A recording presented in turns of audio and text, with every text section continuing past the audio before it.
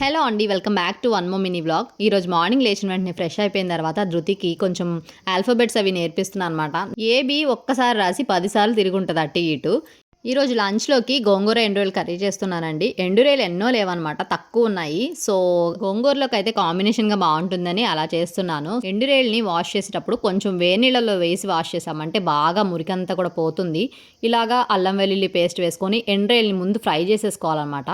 So ఈ curry అయ్యే లోపల నేను బనానా పీల్ ఉంటుంది కదండి, అదే బనానా మనం తినేసిన తర్వాత ఆ తొక్కను పడేయకుండా ఇలాగ ఫేస్కి రాసుకుంటున్నాను అనమాట. అండ్ గోంగూరను కూడా ముందే ఉడికించి పెట్టేశాను, దాన్ని కొంచెం స్మాష్ చేసి పెట్టేసుకుంటున్నాను. గోంగూర ఉడికించిన వాటర్ కూడా వేస్ట్ చేయను, మీకు తెలిసిందే కదా. రాగి గిన్నెలు క్లీన్ చేసేటప్పుడు ఈ గోంగూర వాటర్ చాలా బాగా యూజ్ అవుతాయండి. మనం ఎక్కువ వాష్ చేయాల్సిన పని కూడా ఉండదు. అండ్ డార్క్ స్పాట్స్ అవి బాగా ఎక్కువ ఉన్న వాళ్ళు బనానా పీల్ని యూజ్ చేయండి, అదొక మంచి యాంటీ ఆక్సిడెంట్ అనమాట. 10 మినిట్స్ తర్వాత ఫేస్ వాష్ చేసుకొని చూడండి, మంచి గ్లో ఉంటుంది. Please like and subscribe.